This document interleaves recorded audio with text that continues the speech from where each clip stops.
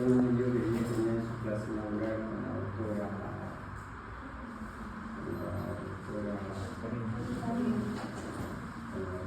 Marta. Y bueno, estamos acá para hacer la clase inaugural con radiología. Lo que vamos a ver hoy es netamente principios radiológicos para que ya posteriormente vayamos viendo todo lo que es normal desde el punto de vista de imágenes, tanto radiográfico, ultrasonido, tomografía y resonancia magnética, según sea el caso.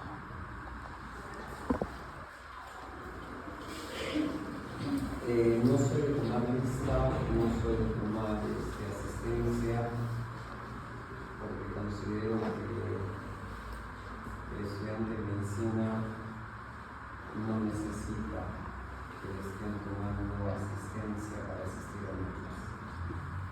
El conocimiento está en los libros, en artículos, revistas, y lo que traemos a nosotros solo es una parte muy sucinta de lo más importante. Eso no excluye de que ustedes no lo vayan a leer, pero que algunos que tengan la organizador para poder hacer. El objetivo de esta clase es dar a conocer las diferentes técnicas de equipos para las adquisiciones de imágenes y conocer la física de la adquisición de imágenes para su respectiva interpretación. De lo que ustedes vean, de lo que ustedes lean, de lo que ustedes hagan la función, para que ustedes tengan a su san paciente, poder hacer una análisis, poder hacer la regulación con laboratorio, con imágenes para poder llegar a un diagnóstico más fuerte. Al final de cuentas, quien determina el diagnóstico final siempre es la comunidad. Nosotros vamos a dar posibilidades.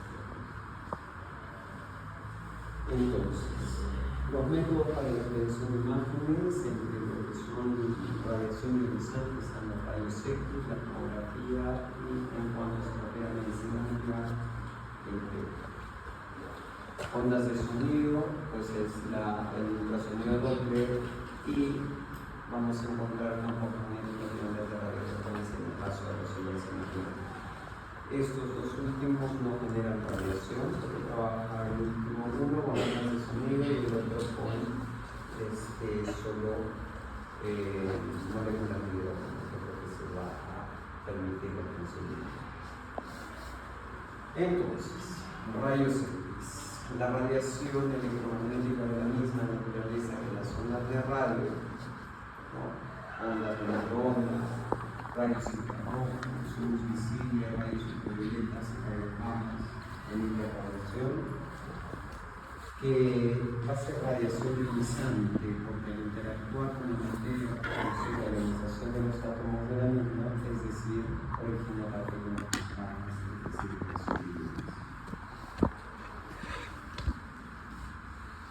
Un poco de historia, Wilhelm Conrad Röntgen nace en 1845, muere en 1923 y es el descubridor de los rayos X en 1895 con el Premio Nobel de Física para 1900.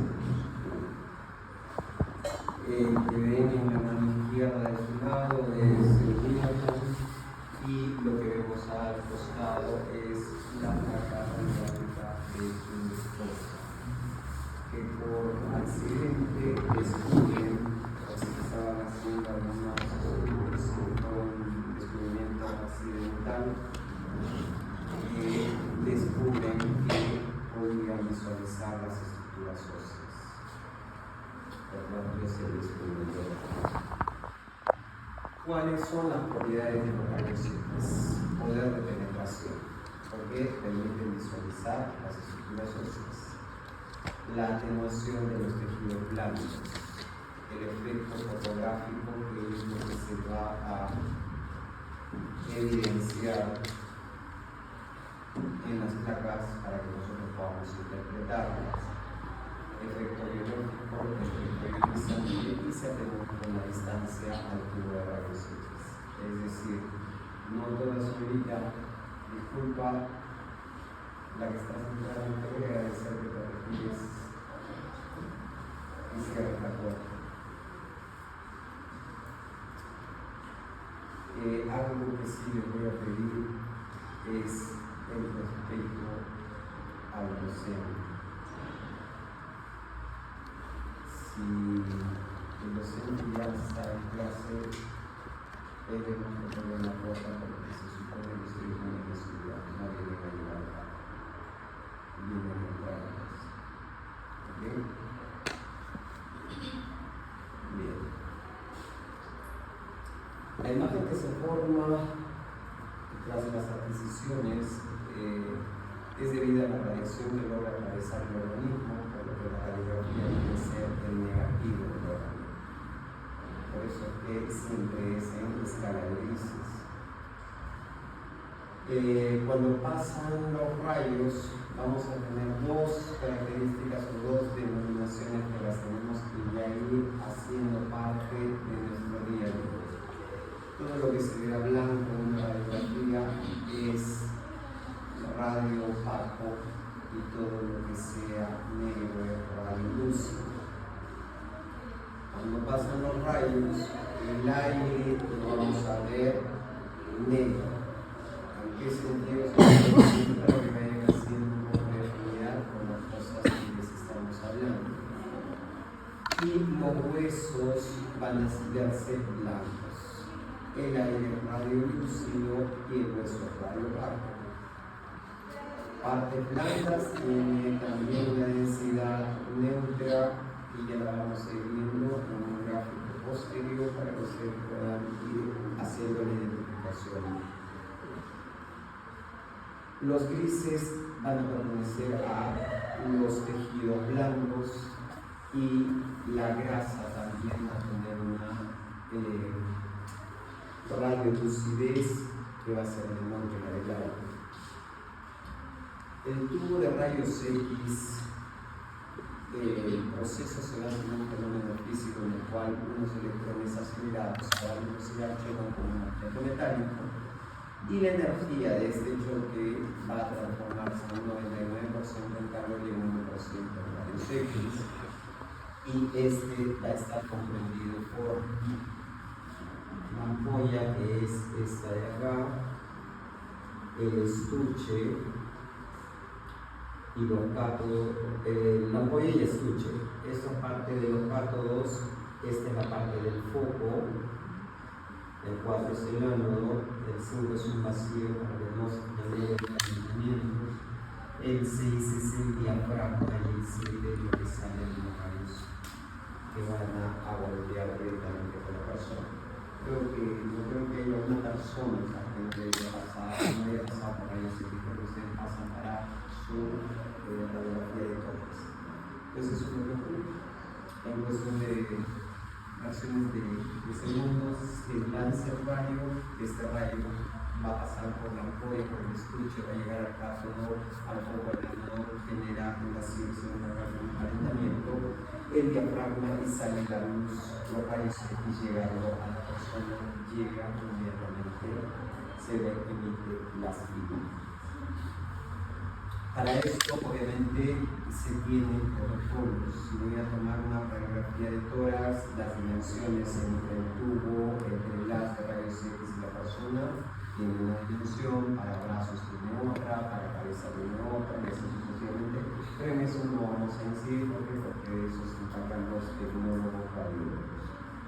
Son los que se van a encargar. No, a nosotros lo único que nos interesa es que sea una buena adquisición. Y si vemos que la placa compenetrada, ya sabemos que no hay una adecuada distancia entre el paciente y los enlaces de rayos X. Entonces ahí sí poder reclamar al tecnólogo y decirle que esta placa no se la voy a leer porque está marcada. La distancia probablemente no es la adecuada. Y se repite las adquisiciones. Dentro de las densidades, esta primera de acá, que se ve negro, es la densidad aire, por eso es que se ve así y representaría lo que nosotros conocemos radiolucidez. La segunda es la grasa, que es una escala de grises, un poco más clara que la del aire. El agua la vamos a ver como una radiopacidad. El hueso, que tiene una similar densidad a la del agua, pero con características morfológicas diferentes, obviamente, y los metales que sí van a ser muy radioopacos y fáciles de identificar.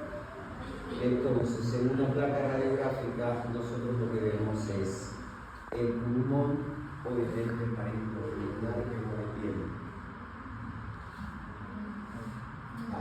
¿No es cierto? Entonces, si sabemos que ustedes llegaron a fisiología, ¿no? Perfecto. Entonces, estamos muy bien con ustedes, para que las personas podamos respirar, necesitamos que haya un intercambio. O sea, un intercambio gaseoso. Ese intercambio gaseoso, ¿a qué nivel de pulmón se baja?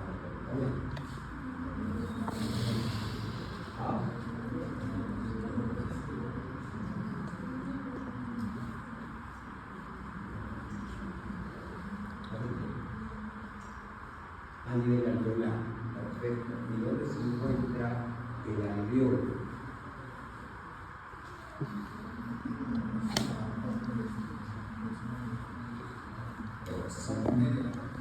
Parte media. Porque de ahí va a partir que nosotros vamos a entender lo que ocurre. ¿Estamos de acuerdo con la parte media? En la parte terminal. ¿En qué parte terminal? Del alveolo bronquial. ¿Cuál es la parte terminal? Los sacos alveolares. ¿Y dónde se encuentran los sacos alveolares? En los pulmones, pues.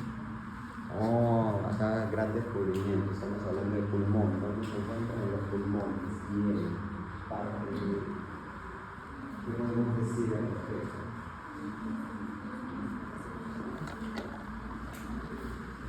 La última porción, estamos acercando la última porción.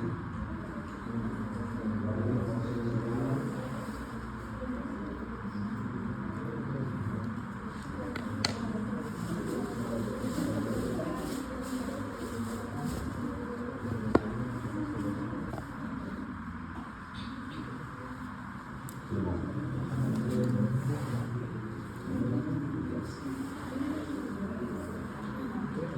en la parte distal. ¿Ves? Para que puedas entender, porque si no conocemos la fisiología,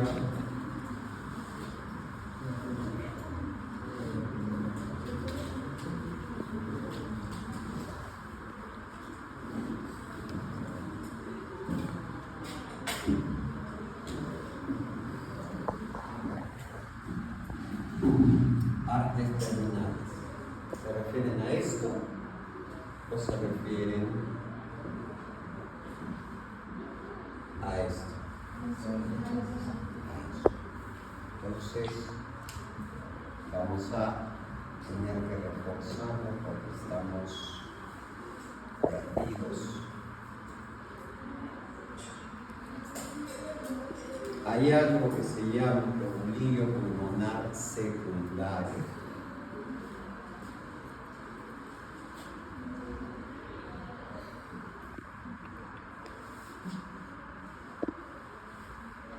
En ese oblío pulmonar secundario, ¿qué encontramos?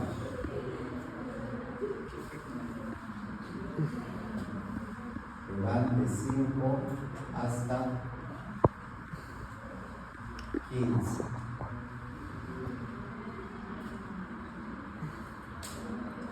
Nada. En el oblío pulmonar secundario es donde se realiza el intercambio gaseoso. Que vamos a encontrar así,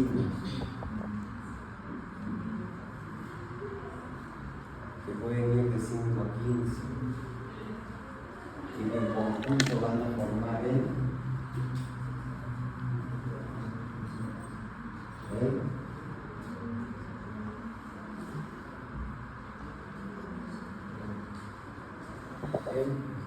alveolo.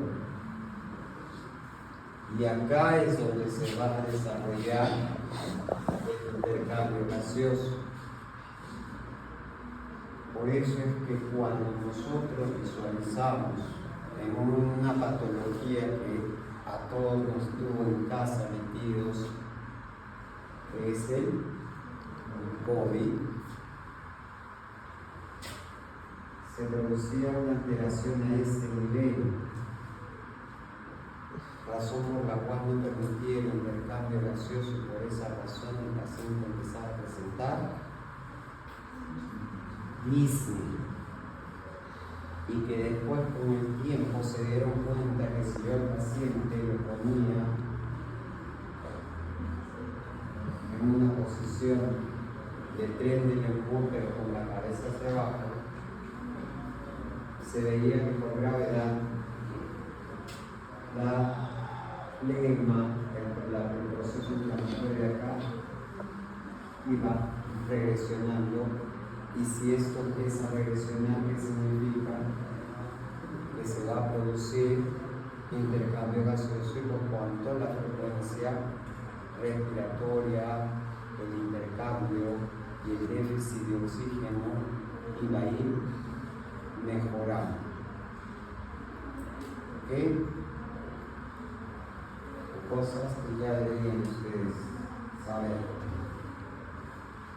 Pulmonía pulmonar secundario tiene arteria, vena, linfático y dolor. Eso es lo normal. ¿Okay? Entonces, yéndonos de lo normal a una placa radiográfica normal, el aire se va a ver. ¿Cómo se va a ver? Radiolúcido. Todo esto que ustedes ven acá es el parénquima pulmonar que se ve radiolúcido. Y estas cosas que nosotros vemos acá, ¿por qué se ven blancas? ¿Ah? No.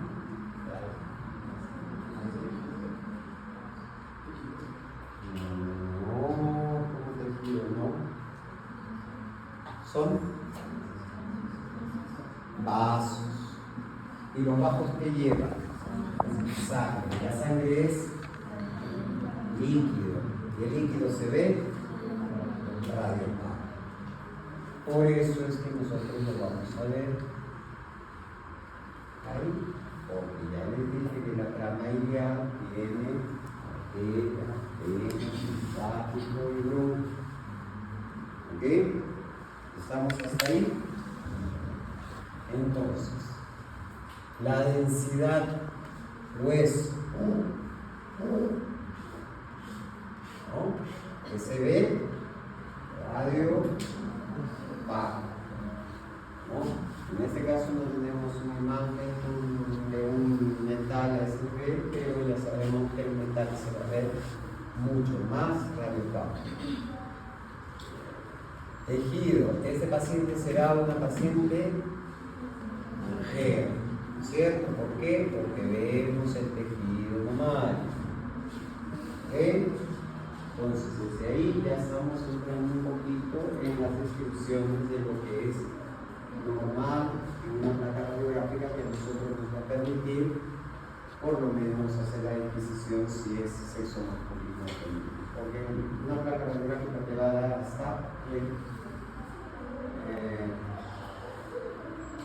podemos hablar de sistema socioeconómico inclusive, o los antecedentes de comorbilidades que pudiera tener ese paciente con solo una placa radiográfica. Si imaginamos que nosotros que esto fuera cuando hay una obliteración del ángulo postdiafragmático y se corta y lo vemos sin terminar en estos ganchitos así, en estas garritas, y solo lo vemos blanco, será una efusión pleural, un derrame pleural, porque el líquido se ve radiopaco. ¿Ok? Muy bien. La parte central se ve puntos centrales radiopacos que pertenecen a los cuerpos vertebrales y porque se ve una parte más oscura alrededor por la tráquea. Y la tráquea pasa aire. En el aire se ve radio, luz. Muy bien. Ya vamos a entrar un poquito en lo que sea.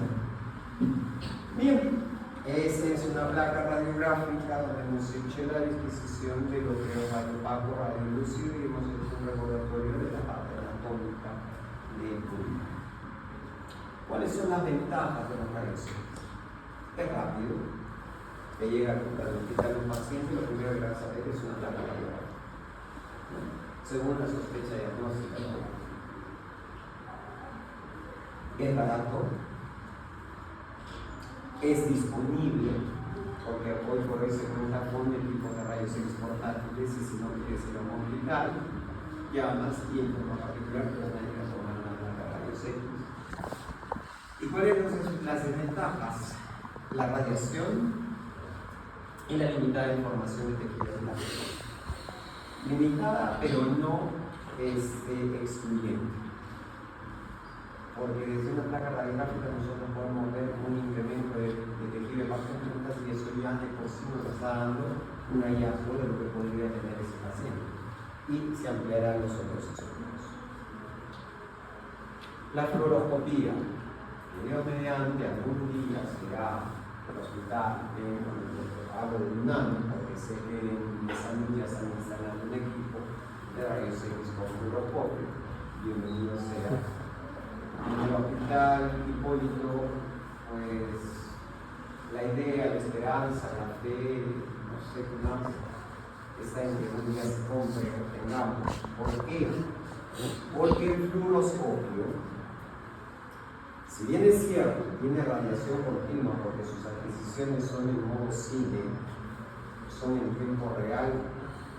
Yo pongo a un paciente y le doy a tomar sustancia de contraste y con el fluoroscopio voy a ver cómo transcurre la sustancia de contraste en tiempo real. Entonces, ¿qué me va a permitir? Hacer estudios variados, hacer estudios venosos, como son angiografías, ¿no? Que son vistas en tiempo real y nosotros podemos hacer la identificación inmediata.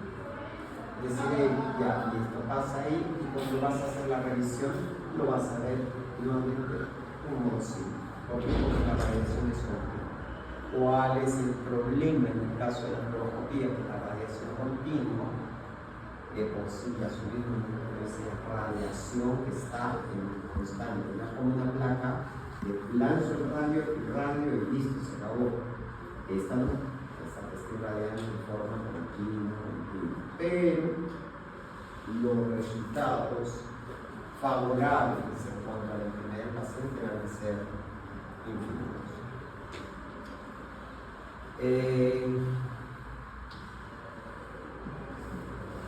La visualización en tiempo real es relativamente barato. Hablamos de relativamente barato en cuanto a la adquisición del estudio, porque la sustancia de contraste en realidad no es tan barata como se diga, pero está por lo menos al alcance. Y se pueden hacer, como les había dicho, procedimientos intervencionistas. Desventajas: la dosis de radiación. Tomografía. Dos descubridores de la tomografía, Alan Mathieu, Kurmer y Hansfield. Hansfield, en realidad, dicen que fue el que realmente descubrió, aunque otros dicen que fue Kurmer, pero lo vamos a utilizar de aquí en adelante siempre en tomografía porque las unidades de las densidades de tejidos son en unidades Hansfield. y que ya cuando llevemos tomografía definimos cuál es la densidad de agua, cuál es la densidad de sangre, cuál es la densidad de aire, cuál es la densidad cálcica, que lo podemos identificar. Pues ellos recibieron el premio Nobel de Fisiología en 1979, pero la primera adquisición de cuerpo entero fue realizada en 1974, y donde se mostraba, pues, a diferencia de una placa radiográfica, tejido de partes blandas, tejido de estructuras óseas, órganos internos, que ya te hacía esa descripción imagenológica y gráfica increíble. Que con el tiempo eso ha ido evolucionando cada vez más, de ahora se hacen recopilaciones en 3D, tú puedes girar los cráneos, puedes girar el cuerpo, puedes darle vuelta para arriba, para abajo, en busca de patologías. Y hoy por hoy se realizan estudios, inclusive algunos que prefieren no pasar por colonoscopía con el equipo, sino pasar por colonoscopía, por tomografía, y ahí hacemos la disquisición de presencia de tuberculosis, entre muchas otras enfermedades. Estudios de coronarias, estudios cardíacos, secretos, perfusiones. Ahora la tecnología ha avanzado bastante, pero así es como empezó en 1974. Pues como todo equipo productor de rayos X, también utiliza rayos X para obtener las imágenes, lo que implica que es mayor radiación que una placa radiográfica. Estos detectores de la radiación se van a localizar alrededor del paciente, y por medio de una computadora se van a hacer la adquisición de imágenes según las densidades a la cual pertenezca cada estructura que se analiza. En tomografía, estas escalas, esto solo es como algo referencial, porque en el examen no les voy a preguntar esto, no es parte de tomografía, ya lo vamos a ver más adelante. La densidad de agua va de 0 a 20, la densidad de tejidos blancos va de 30 a 45, la densidad de sangre va de 45 a 75, la densidad grasa va de menos 60 adelante, y el aire desde menos 900 hasta el otro lado, y el hueso en positivo de 900 hacia arriba.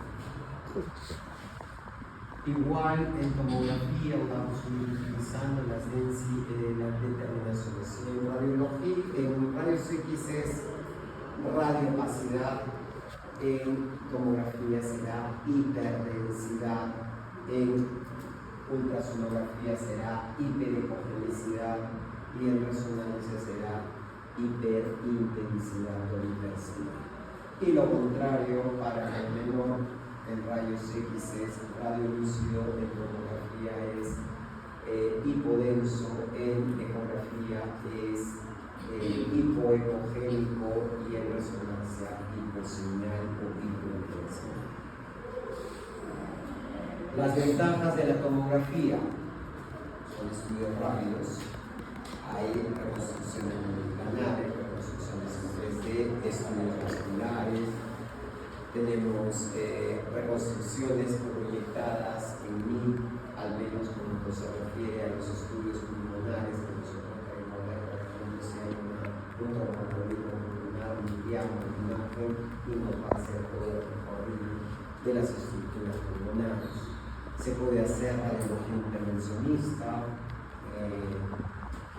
Ahora sé que pasó en el tiempo que estuve con México, se han realizado los trabajos tanto por tomógrafo y ecógrafo al mismo tiempo, que se hacía sobre la interconexión incluso de gráficas para poder llegar al punto exacto donde teníamos que hacer la biopsia con la ecográfica.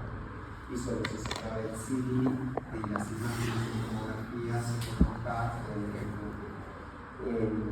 la época CD del ecógrafo, que es un equipito agregado a esto, y te juntan las imágenes exactas para poder empezar a hacer la biopsia y la toma de muestra con toda la confianza y certeza de que estábamos en esta situación. ¿Cuáles son las desventajas? La radiación, ¿no? La radiación, por ejemplo, hay estudios de tomografía sin contraste en la cabeza, ¿no? Tomografía grande que te puede valer hasta 100 placas radiográficas. Deberían llamar 100 placas radiográficas para estar en el símil de una tomografía de cabeza. Y el estudio contrastado obviamente es mucho más. Ventaja que te va a ayudar a identificar cuál es la patología. El problema está básicamente en el personal que realiza los estudios, que son los que están expuestos a esa radiación. El paciente pasa por una tomografía, el personal está constantemente expuesto a esa radiación porque no tenemos. Y en los estudios contrastados, siempre la identificación de que ese paciente que va a recibir un estudio contrastado no tenga problemas renales, porque de lo contrario se puede producir una nefrotoxicidad. Y para eso, y la función renal nosotros utilizamos, o bueno, se utiliza ya en forma reglamentada, los valores de creatina. Este es el tomógrafo muy similar al que tenemos en el hospital, que ya está funcionando después de casi un año, pero está funcionando ahora. Y acá es donde se van a realizar toda la proyección de rayos X para la precisión de las imágenes, porque el mesón es el que ingresa y sale con el paciente. Angiografías, demostración de los vasos sanguíneos mediante el fluoroscopio. Como ya nos habíamos mencionado, es radiación continua. Pero yo inyecto sustancia de contraste en el paciente en el cual estamos sospechando de X patología y por medio de la angiografía vemos cómo a través del vaso sube la sustancia de contraste y llega a nuestro cuerpo. En realidad aquí hacíamos, por ejemplo, en pacientes que el neumólogo ya decía, este paciente sigue con hemoptisis, tiene que dormir sentado. ¿Sabes qué es hemoptisis? Estamos en hemoptisis en la definición, ¿correcto? Entonces era un paciente que no podía ya recostarse porque se recostaba y venía la hemoptisis continua. Cirugía cardiovascular. Decía, no, la cepa que tiene el paciente le va a contaminar la sala y no vamos a entrar. Entonces lo derivaban a radiología intervencionista, que es una subespecialidad de radiología. Entonces llegaba y nosotros a través de las femorales entrábamos, analizábamos y subíamos. Hasta pulmón, llegábamos a pulmón y introducíamos sustancia contraste para ver el punto de sangrado.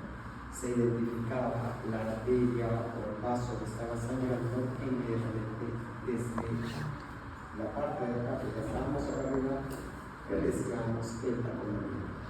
Se taponeaba, no había más sangrado, se retiraba y el paciente podía irse. Pero no es para toda la vida, solo dura entre 4 a 6 meses ese taponamiento y después si es que no hay tratamiento, eso ya son formas de que vas a ir ayudando y solucionando temas en cuestión a ayudar al paciente. Y eso se hace por medio de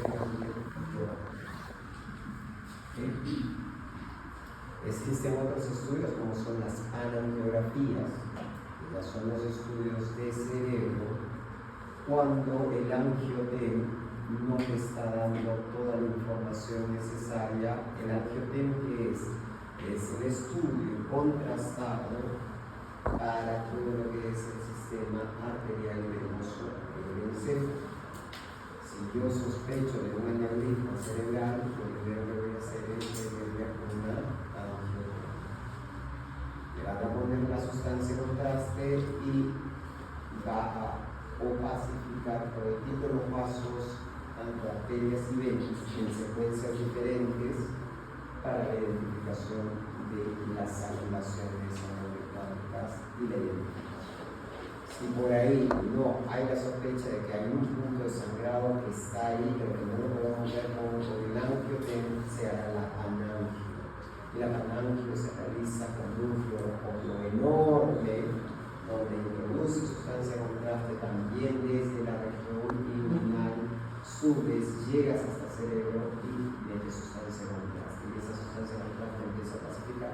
Y como es en radiación continua, le da vuelta al paciente y el paciente está girando para un lado, para otro lado, y el mismo brazo está girando en todos los sentidos. La radiación es bastante, pero permite identificación de patologías. Ventajas: evaluación específica de los vasos sanguíneos se puede hacer en terapia vascular, se puede realizar como guía para procedimientos de intervención. Y las desventajas, porque ya sabemos, emite rayos X, radiación, la utilización de sustancias de contraste puede generar necrotoxicidad, o en pacientes que te dicen, sabes que no sabía, porque obviamente firmas un consentimiento informado, pero si no sabes o nunca te pusieron sustancias de contraste y hace la reacción, puede producir anafilaxis. Y hay que intervenir en forma inmediata. No es muy frecuente, pero se presentan casos, los hemos tenido en varias oportunidades, hemos tenido que sacar al paciente de su proceso de anafilaxia, por ejemplo, del tema azul, que varias veces hemos tenido que intervenir para mejorar esa situación. La otra desventaja es los riesgos de sangrado y de infecciones, ¿ya? Y lo otro es pues basta. Acá tenemos una panangio, un estudio angiográfico,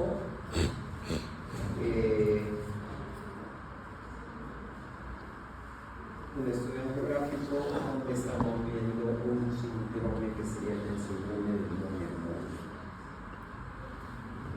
Es una especie de trombosis que hay en el lado, en uno de los dos lados, el otro más muy bien, pero el otro no se puede ver, y evidentemente esa es una característica de ese síndrome.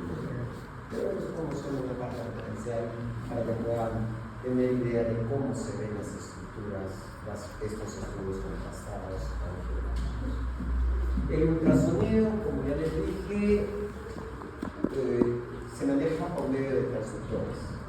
Tienes el equipo tiene un anexo que es el transductor. Tenemos 3 tipos, hasta 4, inclusive hasta 5 tipos de transductores para realización de estudio. La ultrasonografía trabaja con ondas de sonido. La onda de sonido sale, atraviesa el transductor y la onda de sonido va a pasar hasta el órgano. Va a llegar al órgano que se está evaluando, inmediatamente llega, golpea y regresa. Y regresa al mismo transductor. Eso es en cuestión de milésimas, pero así el tiempo rapidísmo que llega y automáticamente te está traduciendo en las imágenes del órgano que estás evaluando. ¿A través de qué se hace la adquisición de imagen? Pasa nuevamente por el cable para ser transformador de la imagen por un efecto de cristales y el efecto piezoeléctrico que está en la parte más distal del transductor, que en realidad va a transformar la imagen que recibe para ser graficada en imagen. Existen varias ondas de frecuencia, van desde 5 y pueden llegar hasta 22 unidades para la adquisición de dependiendo de lo que se quiere, si es tejido blanco, si es suave o no.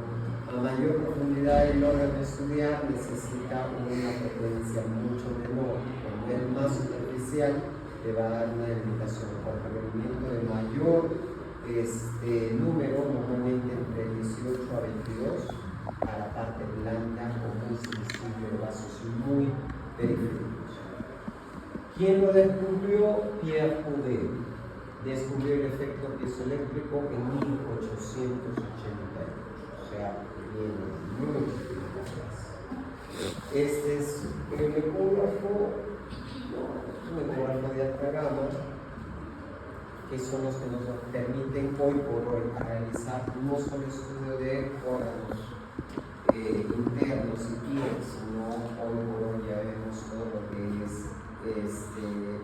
estudios transfrontalizares en recién nacidos, los neumólogos lo llegan a ver intraútero si es que hay gastrosquisis o si es que hay algún tipo de alteración a nivel de la formación del sistema nervioso.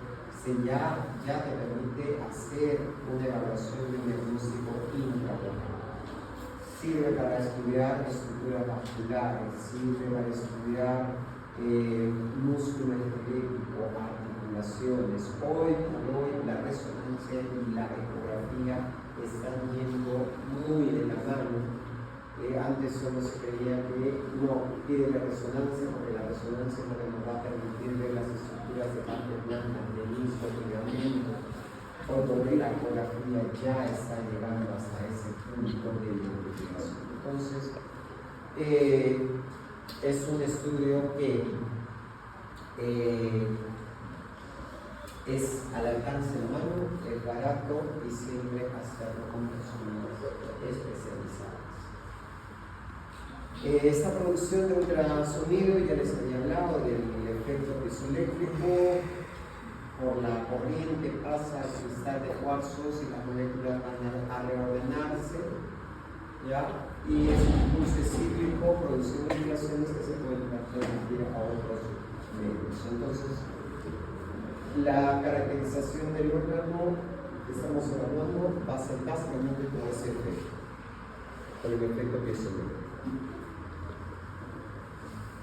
En radiografía habíamos hablado de radiomasidez y radiolucidez, igual acá la parte, todo va a estar siempre en relación al órgano que se esté estudiando. Es decir, por ejemplo, esta de acá, este órgano es un testículo que tiene un tumor en el interior del testículo y este tumor está más oscuro que el parénquima normal, por cuanto la descripción será hipoecogénica, porque está más oscuro que el tejido que lo mantiene. Si tengo una masa a este nivel, este es el hígado, pero casi tiene la misma coloración que el parénquima normal, a eso le llamaremos isoecogénico. Y si es más claro el órgano que lo aloja, será hiperecogénico. Entonces es negro, es igual y es más blanco. Lo negro hipo, esto es iso y esto es hiper. ¿Okay? Para que nos vayamos familiarizando con la terminología, no quiero que en el examen le pongan blanco, porque no se nos puede leer. Ya estamos familiarizándonos con la terminología, estamos formando médicos y el médico debe siempre hablar con, ¿no? Entonces, lesión blanca en tal sitio, eso se lo decimos a la carrera.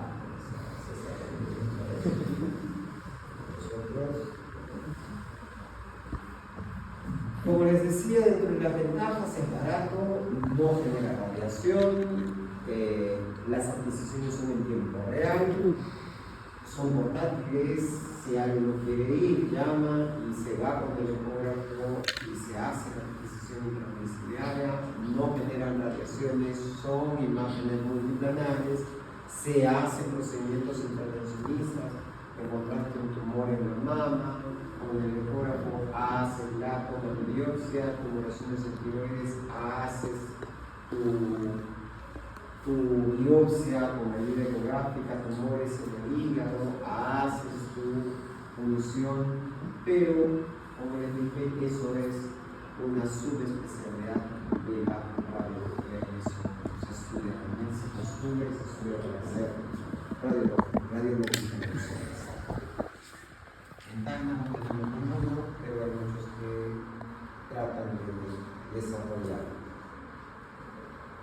Y acá no tenemos prohibición de que si es un paciente renal no le voy a hacer ecografía, o si tiene un paciente con disfunción hepática no le vamos a hacer, porque si no, no se da, pero se ayuda.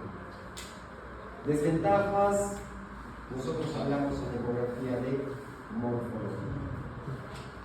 Yo veo un riñón en un paciente diabético cuyo riñón está hipotrófico, yo hablo de lo que estoy viendo en mi imagen, pero no puedo hablar de que ese riñón está funcionando solo al 40%, porque la funcionalidad nosotros no la vemos. Vemos morfología. Si morfológicamente yo veo que ese riñón está alterado, sí voy a poner hallazgos sugerentes de nefropatía. ¿Por qué? Porque el hallazgo es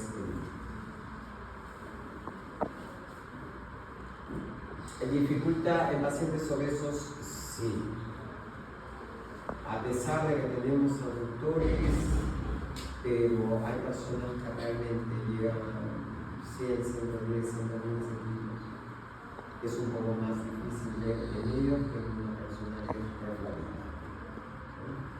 Porque por la penetración que van a tener los ancestros son.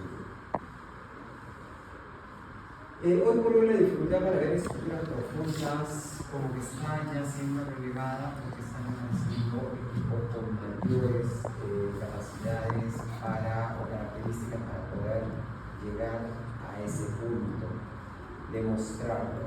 Pero obviamente si la persona es obesa, por más que tengas el equipo, se va a generar una dificultad. Y el aire y el hueso son, el aire más que todo es el enemigo número uno de la ultrasonografía, porque por ahí no pasa los asociaciones.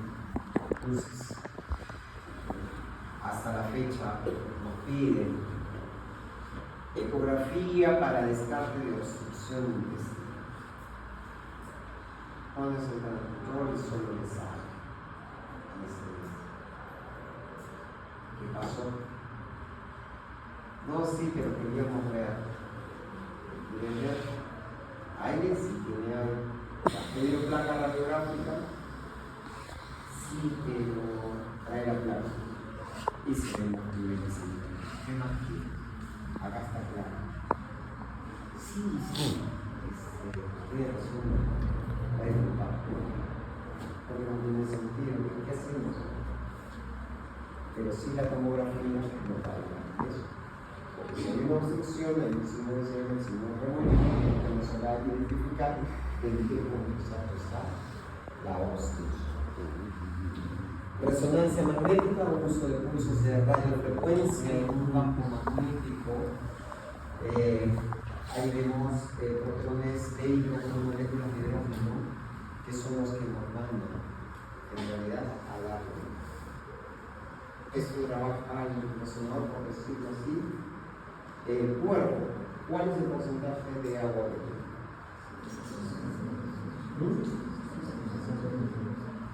Y de eso, ¿cuánto? Si tienes el 50% de vapor química de ese H2O, y el H2O tiene hidrógeno, y ese hidrógeno es lo que te va a ayudar a hacer las reconstrucciones en resonancia. Resonancia nos va a servir, pero donde más vamos a sacarle el provecho el músculo esquelético y cerebro.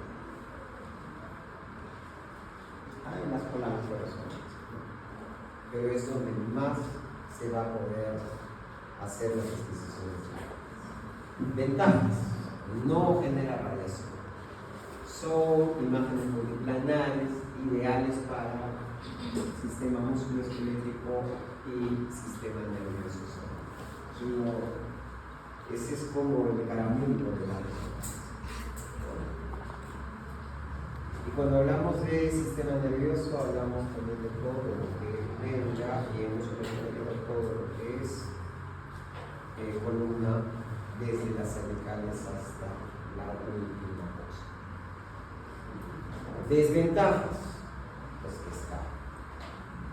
Un estudio de resonancia te va entre 500, 600 en la más básica, y de ahí puede llegar a 1200, 1400, 1500, 1800, 2000, dependiendo de los estudios. Sí, soy